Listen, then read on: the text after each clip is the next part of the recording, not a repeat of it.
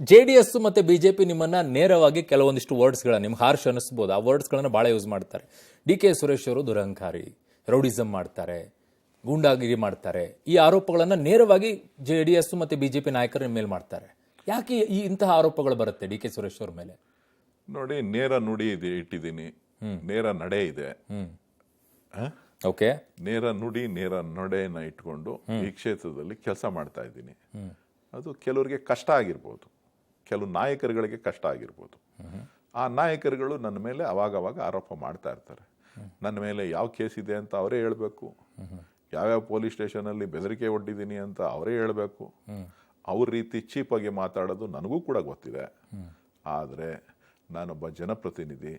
ಆ ಜನಪ್ರತಿನಿಧಿಯಾಗಿ ನಾನು ಎಲ್ಲವನ್ನು ಕೂಡ ತಾಳ್ಮೆಯಿಂದ ಕೇಳಬೇಕಾದಂಥದ್ದು ನನ್ನ ಧರ್ಮ. ನಾನು ಅವ್ರಿಗೆ ಸಿಂಗ್ಯುಲರ್ ಆಗಿ ಉತ್ತರ ಕೊಡ್ಬೋದು, ಅವ್ರನ್ನೂ ಕೇವಲ ಭಾಷೆಗಳಲ್ಲಿ ಮಾತಾಡ್ಬೋದು. ಆದರೆ ಆ ವ್ಯಕ್ತಿತ್ವ ನನ್ನದಲ್ಲ. ಆ ಹಂತಕ್ಕೆ ಹೋಗಲ್ಲ. ಆ ಹಂತಕ್ಕೆ ಹೋಗುವಂಥ ಪರಿಸ್ಥಿತಿ ಬಂದಿಲ್ಲ. ಬಂದ್ರೆ ಹೋಗ್ತೇನೆ.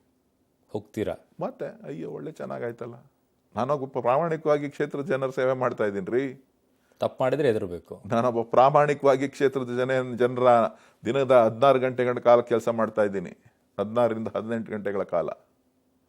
ನಾನೊಬ್ಬ ಲೋಕಸಭಾ ಸದಸ್ಯನಾಗಿ ಕೆಲಸ ಮಾಡ್ತಾ ಇಲ್ಲ, ಅವರ ಮನೆ ಕೆಲಸಗಾರನಾಗಿ ಈ ಕ್ಷೇತ್ರದ ಸೇವಕನಾಗಿ ಕೆಲಸ ಮಾಡ್ತಾ ಇದ್ದೀನಿ. ಒಂದು ಪಂಚಾಯಿತಿಯಿಂದ ಹಿಡಿದು ಲೋಕಸಭೆವರೆಗೂ ಏನೆಲ್ಲ ಕೆಲಸ ಕಾರ್ಯಗಳು ಆಗಬೇಕೋ ಹಂತ ಹಂತವಾಗಿ ಫಾಲೋ ಅಪ್ ಮಾಡಿ ಕೆಲಸ ಮಾಡ್ತಾ ಇದ್ದೀನಿ. ಅನೇಕರು ಲೋಕಸಭಾ ಸದಸ್ಯರಾಗಿದ್ದಾರೆ ಇದೇ ಕ್ಷೇತ್ರದಿಂದ. ಸನ್ಮಾನ್ಯ ದೇವೇಗೌಡರು ಕೂಡ ಇದೇ ಲೋಕಸಭಾ ಕ್ಷೇತ್ರವನ್ನು ಪ್ರತಿನಿಧಿಸಿದಂಥವ್ರು. ಅಲ್ಲ, ನಿಮ್ಮ ಬಗ್ಗೆ ಆ ಕ್ಷೇತ್ರದಲ್ಲಿ ಕೇಳಿ